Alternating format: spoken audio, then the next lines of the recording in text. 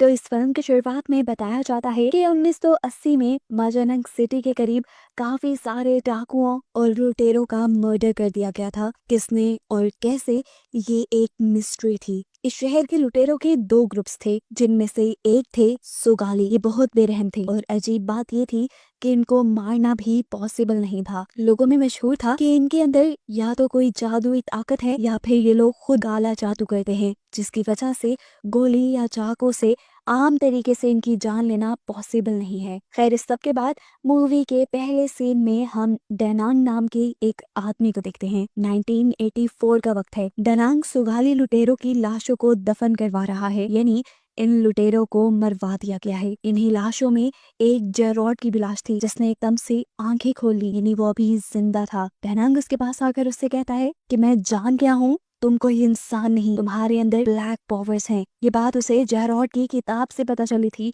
जो अब डेनांग के पास ही थी। जेरॉड जोर जोर से हंस रहा था। उसे देखकर गुस्से में डेनांग ने एक शार्प कटर उठाया उसे मारने के लिए। तो मरने से पहले जेरॉड ने इस गांव को कर्ज यानी श्राप दे दिया कि जब तक मेरा खून इस जमीन पर रहेगा या जब जब मेरा खून इस जमीन पर आएगा तो यहाँ पर मौत और तबाही आएगी। इसके बाद जेरॉड के साथ क्या हुआ वो नहीं दिखाया गया, बल्कि सालों बाद हम एक लड़की जिया को देखते हैं, जो अपने दोस्तों के साथ अपने गांव माजानंग वापस आ रही है, यानी उसी शहर में आ रही है जहाँ पर ये लुटेरे और जेरॉड वगैरह थे। इनकी बातों से हमें पता चलता है कि जिया की मॉम मर गई है और वो उनके फ्यूनरल के लिए यहाँ आ रही है। यहाँ आने का उसका खास मकसद एक ये भी था कि वो अपने डैड के पास के बारे में पता चलाए, जो और कोई नहीं बल्कि जेरॉड ही था। जिया के मैजानंग में एंटर करते ही यहाँ पर अजीबो गरीब चीजें देखने को मिलती हैं। मौसम एकदम से खराब हो जाता है और पूरे माजानंग पे काले बादल छा जाते हैं। ये असल में जेरॉड के दिए कर्ज की वजह से हुआ था। जिया जो उसका खून थी,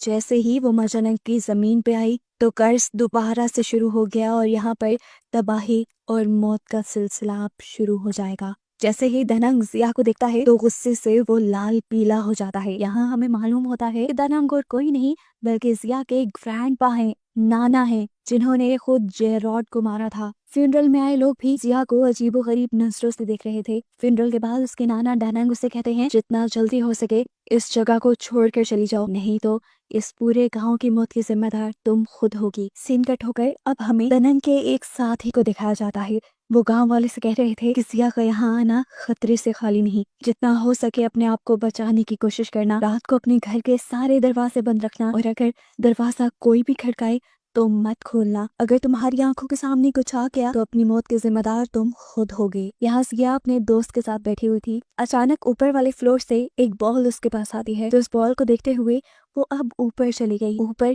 ये स्टोर रूम था जहाँ पे एक संदूक पे ताला लगा हुआ था, जिसने जिया की अटेंशन अपनी तरफ खींच ली। इससे पहले कि जिया से खोल लेती और कुछ देख लेती, यहाँ पर डेनांग आ जाते हैं और गुस्से में उसे कहते हैं, जल्दी अपना सामान पैक करो, रात होने से पहले पहले मैं तुम्हें टाउन में छोड़ आऊंगा। अब ये चीज जिया के दोस्त को भी अजीब लग रही थी कि उसके दादा ही उसे यहाँ से निकालने की कोशिश कर रहे हैं। वो उससे कहता है, शायद इसके पीछे के रीजन तुम्हारे डैड हो। जिया को उसकी बात पे यकीन नहीं आया। जिया को लगता था कि जरूर कहानी कुछ और है इस सब के पीछे, और यही तो जिया को पता करनी थी। जिया बताती है कि कभी भी मेरे ग्रैंडपा यानी डेनांग ने मुझे यहाँ आने नहीं दिया। वो कहते थे, अगर तुम यहाँ आई तो यहाँ के लोग मर जाएंगे। देखो, मेरे यहाँ आने से लोगों के मरने का क्या ताल्लुक। इनकी इन्हीं बातों के दौरान डेनांग आकर इन्हें यहाँ से ले जाते हैं। वो इन्हें शहर छोड़ने ही जा रहे थे, लेकिन तब उन्होंने देखा कि गाड़ी पंचर हो चुकी थी। ये देखकर वो पूरी तरह गुस्से में आ गए। उनकी घबराहट अब साथ में आसमान पे थी। जल्दी से वो घर के अंदर गए और उन्होंने एक गन उठा ली। जिया को उन्होंने कहा कि तुम अंदर ही रहना, और जिया के दोस्त को लेकर वो बाहर की तरफ निकल गए। जिया उनसे पूछते हैं, आखिर चाहते क्या हैं आप, मुझे किस चीज से बचा रही हैं, घर में क्यों कैद कर रही हैं? लेकिन डेनांग उसे कोई जवाब नहीं देता और जिया के फ्रेंड को लेकर बाहर चला जाता है। रास्ते में जिया के दोस्त को छोड़कर डेनांग अकेले ही आगे बढ़ने लगा था। वो बड़े आराम से सिगरेट पी रहा था। एकदम से उसे हवा में एक काला साया दिखाई दिया, जिसे उसने पहले इग्नोर कर दिया, और उसके बाद उसे दिखाई दिया कि 4 काले सायों ने एक कॉफिन उठाया हुआ है। और इस भयानक मंजर को देखकर वो लड़का बुरी तरह डर जाता है। इन्हीं कॉफिन वाले स्पिरिट्स को यहाँ पर 2 गार्ड्स भी देख लेते हैं। साथ ही साथ इन्हीं चारों सोल्स को नेबर में मौजूद एक ओल्ड लेडी ने भी देख लिया था। इन्हें देखते ही उसने अपनी बेटी को तेजी से एक कमरे में जाकर छुप जाने को कहा, क्योंकि वो जानती थी कि जो भी इन सोल्स को देखता है वो मारा जाता है और वो अपनी बेटी की जान बचाना चाहती थी। यहाँ पर एक चीज हमें ये भी पता चली कि ये लड़की यानी उस आंटी की बेटी जिया की दोस्त भी थी। ये सोल्स सबसे पहले अपनी पावर्स से इस आंटी को मार देती हैं और उसके बाद वो दोनों गार्ड्स जिन्होंने उन सोल्स को देख लिया था वो दोनों भी मारे जाते हैं। और अब इससे पहले कि ये सोल्स यहाँ पर जिया के दोस्त को भी मार देते, ठीक वक्त पर जिया यहाँ आ जाती है। जिया के दोस्त ने घबराते हुए बताया कि उसने यहाँ पर सोल्स देखी थी, लेकिन जिया ने उसकी बातों पर यकीन नहीं किया और कहा जरूर ग्रैंडपा ने ही तुम्हें ऐसा कुछ सिखाया होगा। अभी वो यही कह रही थी कि तभी उसने देखा उसके दोस्त का मुंह सूजने लगा था। वो अपने गले पे ऐसे हाथ रखे हुए था जैसे वो अपने आप को किसी फंदे से बचा रहा हो और उसके पांव भी जमीन से उठ गए थे। ऐसा लग रहा था जैसे कोई उसका गला घोटने की कोशिश कर रहा है। ठीक वक्त पर दैनंग यहाँ जाते हैं और जल्दी से एक शीशा लाकर देखते हैं। उसके पीछे वही 4 रसूल्स थी जो उन्हें आम आंखों से तो नजर नहीं आई लेकिन शीशे में नजर आ गई।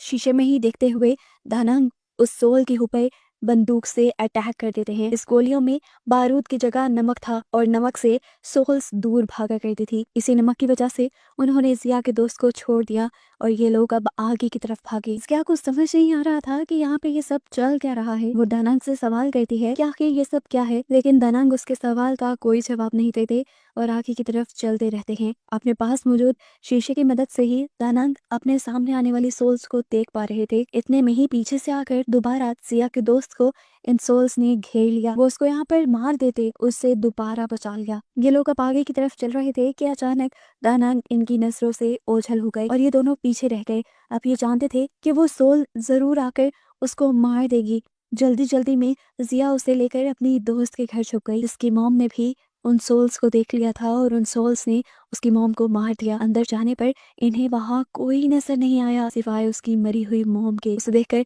ये दोनों ही डर गए। जिया के दोस्त ने कैबिन खड़काकर उसे अपनी तरफ बुलाने की भी कोशिश की लेकिन जिया को आवाज सुनाई नहीं दी और ये लोग वापस बाहर आ गए। और इस मर्तबा बाहर आने पर जिया के दोस्त को दूर से आती एक कार दिखाई दी। वो खुशी खुशी तेजी से उस कार की तरफ बढ़ा लेकिन पता चला कि वो कोई कार नहीं थी बल्कि यही सोल्स थी जिन्होंने कॉफिन पकड़ा हुआ था। और वो इस मर्तबा किसी चीज का लिहाज नहीं करते और जिया के दोस्त को पकड़कर मार देते हैं, जो देखकर जिया बहुत ज्यादा दुखी हो जाती है। यहाँ पर हम देखते हैं कि दानंग अब उस आदमी के पास आया था जो पूरे गांव वालों को संभल के रहने का कह रहे थे। उन्होंने यहाँ पर आकर इस आदमी से कुछ नमक वाली गोलियां मांगी और एक तावीज मांगा जिससे वो उन सोल से बच सकते थे। वो आदमी अब दानंग से पूछता है आप करना क्या चाह रहे हैं। तब दानंग ने बताया कि जेरॉड की बेटी वापस आ गई है और तुम जानते हो ना उसका श्राप क्या है। उसका खून जब यहाँ आएगा तब तबाही लेकर आएगा, लेकिन उसका ही खून उसे भी हमेशा के लिए खत्म कर सकता है और मैं अब उसकी बेटी के जरिए उसके खून के जरिए उसे हमेशा के लिए यहाँ से खत्म कर दूंगा और इस गांव को उसके दिए कर्ज से बचा लूंगा। सीन कट होकर हमें दिखाया जाता है कि जिया को कोई आदमी किडनैप कर चुका है। इसका नाम है यांतो और किसी वक्त में कि दानंग के साथ काम किया करता था लुटेरों को मारने का। यहाँ वो आदमी जिया के गले में वही तावीज देखता है जो उसे बुरी सोल से बचा सकता था। वो जान गया था जरूर उसे दानंग ने दिया होगा। जिया पूछती है ये किस काम के लिए है। अभियान तो उसे बताता है कि ये उस कर्ज से बचने के लिए है जो तुम्हारे डैड ने इस पूरे गांव को दिया था। जिया समझ गई कि ये आदमी सबको चाहता है उसके डैड और उसके ग्रैंडपा के बारे में। वो उससे पूछती है आखिर मेरे डैड के साथ क्या हुआ था। तब अभियान तो बताता है कि असल में तुम्हारे डैड को दानंग ने गला काट के मार दिया था, लेकिन जेरॉड के जिस्म के हिस्से अलग अलग होने के बावजूद भी जेरॉड आज तक जिंदा है क्योंकि वो कभी मर नहीं सकता। उसके अंदर ब्लैक पावर्स हैं। ये बात सारे जानते थे कि जेरॉड को कोई मार नहीं सकता, फिर भी दानंग ने उसका गला काट दिया और इसके पहले ही तुम्हारे डैड ने इस पूरे गांव को श्राप दे दिया कि जब तक उसका खून यहाँ पर है या जब जब उसका खून यहाँ पर आएगा तो इस जगह पर मौत और तबाही आएगी। और क्योंकि तुम जेरॉड का खून हो इसलिए तुम जिस दिन से यहाँ आए हो उस दिन से मरे हुए सारे सुगाली लुटेरे उनकी सोल्स जिंदा होकर बाहर निकल आई है और जो कोई भी उन सोल्स को देख लेता है वो सोल्स उन्हें जान से मार देती हैं। ये बात सुनते ही जिया का दिल दहल जाता है और उसे याद आता है वो वक्त जैसे ही उसने गांव में कदम रखा था तो पूरे गांव में काले बादल छा गए थे।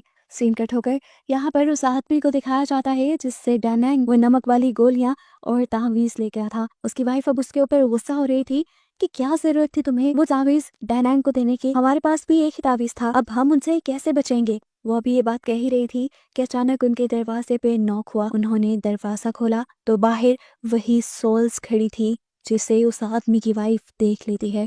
आदमी तो उनको नहीं देखता, लेकिन अब वो सोल्स अंदर आकर उसकी वाइफ को मारने की कोशिश करती हैं। ये आदमी अपनी वाइफ को बचाने के लिए अपनी जान की बाजी लगा देता है, लेकिन कुछ नहीं होता क्योंकि अब उसकी वाइफ के साथ साथ वो खुद भी इन सोल्स के हाथों मारा गया था।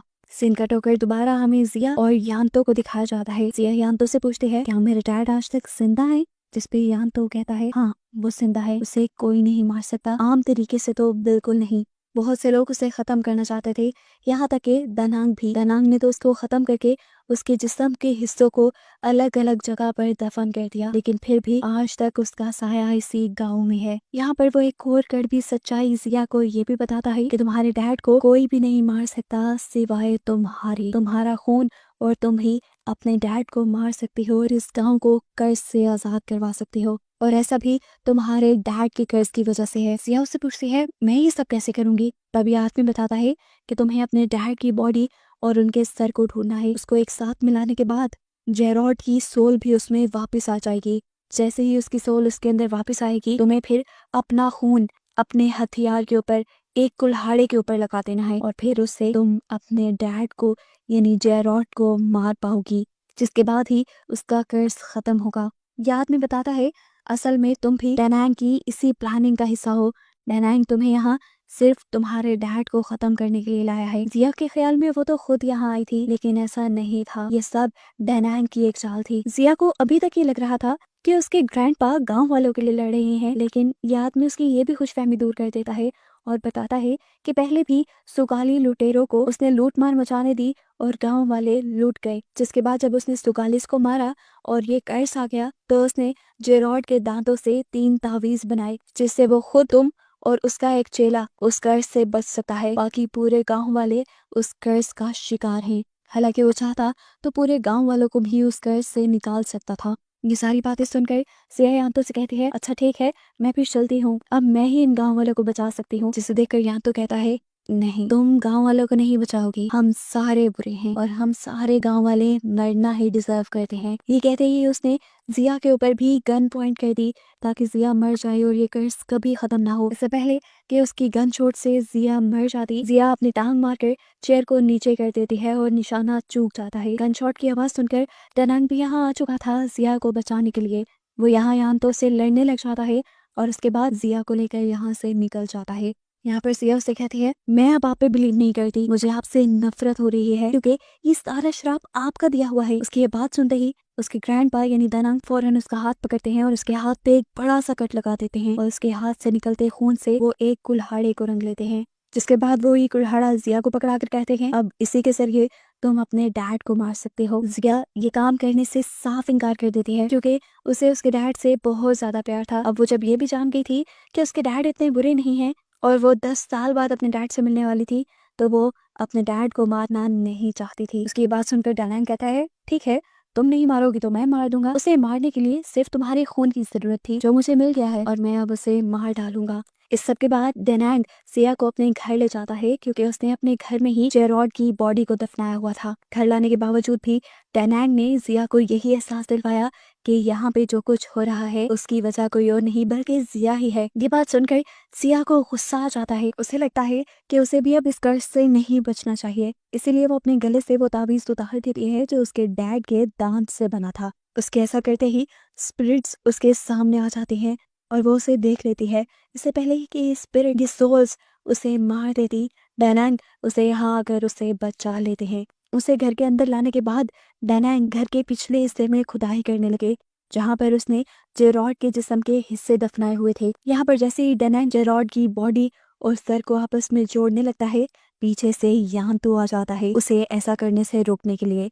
यहाँ उनके दरमियान लड़ाई चलने लग जाती है, जबकि दोबारा हम देखते हैं कि जिया बाहर जा चुकी थी और यहाँ जिया के डैड के सोल ही यानी जेरॉड के सोल ही उसे मारने आ जाती है। जिया ने उसे देखकर पहचान लिया और उसे कहा, ठीक है डैड, आप मुझे मार सकते हैं। इससे पहले कि उसके डैड उसे मार देते, यहाँ जिस्म के पूरा होने पर जेरॉड की सोल उसके जिस्म में वापस आ जाती है और जेरॉड इंसानी रूप में जिंदा हो जाता है। उसकी आंखें खुलने पर उसकी आंखें किसी बिल्ली की तरह चमक रही थी जो कि साइन था ब्लैक पावर्स का। जिंदा होते ही जेरॉड यहाँ एक यांतो को देखता है और सबसे पहले यांतो को ही मार देता है। हालांकि यांतो तो उसे जिंदा होते देखते ही माफी मांगने लगा था उससे। यहाँ पर दानांग भी अब उसके जिंदा होते ही उससे माफी मांगने लगा। यहाँ पर वो कन्फेस करता है कि हाँ, मैंने तुम्हारे साथ बुरा किया, तुम एक लुटेरे थे और तुम्हें पहले इतना काला जादू नहीं आता था। मैंने ही तुम्हें ये सब सीखने को कहा और जब तुम्हारी पावर्स बहुत ज्यादा बढ़ गई तब मैंने तुम्हें मरवा दिया। जेरॉड इससे पूछता है क्यों, आखिर क्यों? ये कहकर वो उसे मारने ही वाला था, लेकिन तब दानांग ने उसे बताया कि असल में मुझे भी ऐसा करने के लिए किसी ने कहा था। ये सब सुनने के बावजूद भी जेरॉड को दानांग पे बिल्कुल रहम नहीं आ रहा था। वो उसे मारने ही वाले थे, लेकिन ठीक वक्त पर जिया यहाँ आ गई। जिया ने अपने डैड को गले लगा लिया और वो उसे रोकने लगी। डैड, इन सबको नहीं मारे, इनका कोई कसूर नहीं। लेकिन अब जेरॉड अपनी बेटी के कहने पे भी ये सब नहीं रोकने वाला था। उसने अपनी बेटी से कहा कि जब तक मैं इस पूरे गांव को खत्म ना कर दूं तब तक मेरी सोल को आराम नहीं मिलेगा। जब जिया को ये महसूस हो जाता है कि उसके डैड ताकत के नशे में चूर हो चुके हैं तो उसे तबाही रोकने का कोई और रास्ता नजर नहीं आता। वो अपने खून से एक कुल्हाड़ी को सनकर पीछे से अपने डैड के ऊपर हमला करके उन्हें खत्म कर देती है। यहाँ पर अब जेरॉड मर चुका था। जिया उठी और दानांग को उठाकर यहाँ से ले जाने लगी, क्योंकि वो समझ गई थी दानांग बुरा नहीं है, उसने तो किसी और के कहने पे ये सब कुछ किया था। ये लोग इससे पहले कि यहाँ से बाहर चले जाते, यहाँ पर जिया की वो दोस्त आ गई जिसकी मॉम अभी अभी मरी थी। उसने इन लोगों की सारी बातें सुन ली थी कि ये सारा कर्ज जिया की वजह से वापस आया है और जिया की वजह से ही उसकी मॉम मारी गई। इसी गुस्से में वो जिया को शूट कर देती है। ये देखकर दानांग को गुस्सा आता है और दानांग उस लड़की को भी मार देते हैं। दानांग और उस लड़की के मरने के बाद जिया अपनी आखिरी सांस से गिन रही थी, तभी उसे अपने दिमाग में कोई ख्याल आया और उसने वो कुल्हाड़ा यहाँ से उठाया जिससे उसने अपने डैड का कत्ल किया था और उस कुल्हाड़े को उसने अपने अंदर स्टैब कर दिया, जिसके बाद साफ मतलब था कि जिया को मर ही जाना चाहिए था। लेकिन फिल्म के पोस्ट क्रेडिट सीन में हम जिया को सड़क पे चलते हुए देखते हैं। उसके जख्म खुद ब खुद हील हो रहे हैं और वो मरने के बजाय ठीक हो रही है, जिसका साफ मतलब था कि उसके डैड के खून से उसके डैड की सारी पावर्स अब उसके अंदर आ चुकी थी। उन्हीं पावर्स की वजह से जिया अब जिंदा हो गई थी और ठीक हो रही थी और साथ ही इस गांव का कर्ज भी खत्म हो गया था। और बस यही दिखाते हुए ये कहानी यहाँ खत्म हो जाती है। लेकिन मूवी के खत्म होने के बाद भी हमें एक सीन दिखाया जाता है जिसमें एक अननोन आदमी आकर जेरॉड की लाश को वहां से ले जाता है। उसकी बातों से ऐसा लग रहा था कि वो काफी सालों से जेरॉड की लाश को ढूंढ रहा है और शायद यही वो आदमी है जिसने दानांग से ये सारे काम करवाए थे।